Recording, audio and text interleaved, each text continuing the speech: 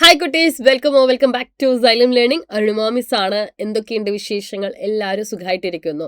Miss ഓണപരീക്ഷയുമായിട്ട് ബന്ധപ്പെട്ട വളരെ പ്രധാനപ്പെട്ട EVSലെ ഒരു ചോദ്യം നിങ്ങളുമായിട്ട് ഡിസ്കസ് ചെയ്യാനാണ് ഇന്ന് വന്നിരിക്കുന്നത്. പൂമ്പാറ്റയുടെ ജീവിതചക്രത്തെക്കുറിച്ച്, വിവിധ തരം പൂമ്പാറ്റകളെക്കുറിച്ച് ഏതൊരു ക്വസ്റ്റ്യൻ പേപ്പർ എടുത്തു നോക്കിയാലും നിങ്ങൾക്ക് കാണാൻ വേണ്ടി പറ്റും അല്ലേ? അപ്പോൾ പൂമ്പാറ്റയുടെ ജീവിതചക്രം വളരെ ഇമ്പോർട്ടൻ്റ് ആയിട്ടുള്ള ഒരു ക്വസ്റ്റ്യൻ ആണ്. നോക്കിക്കേ, നിങ്ങളിവിടെ ക്വസ്റ്റ്യൻ എന്താ വന്നിരിക്കുന്നത്? A butterfly has 4 stages in its life cycle. ഒരു ബട്ടർഫ്ലൈക്ക് എന്താണ് 4 സ്റ്റേജുകളാണ് അതിന്റെ ജീവിതചക്രത്തിലുള്ളത്. The given pictures and write the name. ജീവിതചക്രത്തിലെ പൂമ്പാറ്റയ്ക്ക് 4 ഘട്ടങ്ങളാണുണ്ട്. ചിത്രങ്ങൾ നിരീക്ഷിച്ച് ഘട്ടങ്ങൾ ഏതൊക്കെയാണെന്ന് എഴുതാനാണ്.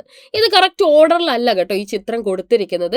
ഏകദേശം 1 ആയിട്ടാണ് ഓരോന്ന് കൊടുത്തിരിക്കുന്നത്. നിങ്ങൾ ഇതിനെ എന്ത് ചെയ്യണം? ക്രമത്തിലാക്കുകയും വേണം. ഏതൊക്കെയാണ് ആ സ്റ്റേജസ് എന്ന് കറക്റ്റ് പഠിക്കണം. അപ്പോൾ നമ്മൾ പഠിക്കുന്ന സമയത്ത് ഒരു കാര്യം പ്രത്യേകം ശ്രദ്ധിക്കുക.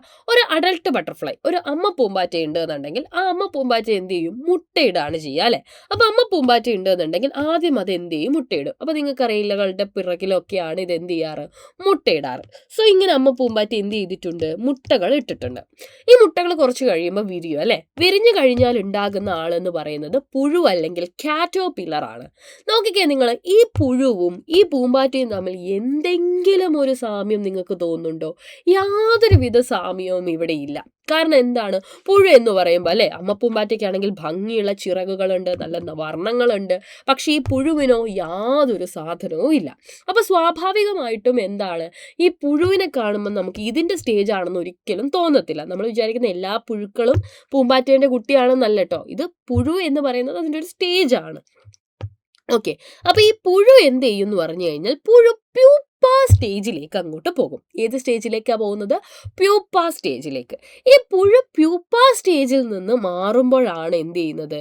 വിവിധ തരത്തിലുള്ള ഈ പറയുന്ന ആ പ്യൂപ്പയിലിൻ്റെ അകത്തുനിന്ന് നല്ല ഭംഗിയായിട്ടുള്ള ഒരു ബട്ടർഫ്ലൈ എന്ത് ചെയ്യും? ഉണ്ടായി വരികയാണ് എന്ത് ചെയ്യുന്നത്. അപ്പോൾ നിങ്ങളോട് സ്റ്റേജസ് ചോദിക്കുമ്പോൾ പൂമ്പാറ്റ, മുട്ട, പുഴു, പ്യൂപ്പയിൽ നിന്ന് വീണ്ടും എന്ത് ചെയ്യുന്നു? ബട്ടർഫ്ലൈ ആയിട്ട് മാറുന്നു. നോക്കിക്കേ, adult butterfly, egg stage, caterpillar stage, pupa stage, then adult butterfly. അപ്പോൾ ഒരു പൂമ്പാറ്റ ഉണ്ടാകുന്ന ഈ 4 ജീവിതചക്രങ്ങൾ എൻ്റെ കുട്ടികൾ എന്ത് ചെയ്യണം? മറന്നു പോകാതെ പഠിച്ചു വെക്കണം. പരീക്ഷയ്ക്ക് സ്ഥിരമായിട്ട് ചോദിക്കുന്ന ഒരു ചോദ്യമാണ്. കാരണം അമ്മ പൂമ്പാറ്റയെ പോലെയേ അല്ല പുഴു എന്ന് പറയുന്നത് അല്ലേ, വളരെ വ്യത്യസ്തമായിട്ടുള്ള ഒരു അവസ്ഥയാണ്. പക്ഷെ അതിൽ നിന്നാണ് എന്ത് ചെയ്യുന്നത്?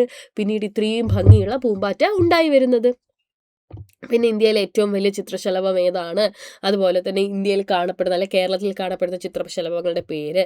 ബുദ്ധമയൂരി എന്ന് പറയുന്ന ചിത്രശലഭത്തെക്കുറിച്ച് നിങ്ങൾ കേട്ടിട്ടുണ്ടോ? എന്താണ് ബുദ്ധമയൂരിയുടെ പ്രത്യേകത? ഇതൊക്കെ എന്ത് ചെയ്യുക? എൻ്റെ കുട്ടികളൊന്ന് ഓർത്ത് വെക്കുക. ഓക്കെ, അടിപൊളിയായിട്ട് എക്സാമിന് പഠിക്കുക. മറ്റൊരു വീഡിയോ നമുക്ക് വീണ്ടും കാണാം. Until then bye, see you, take care.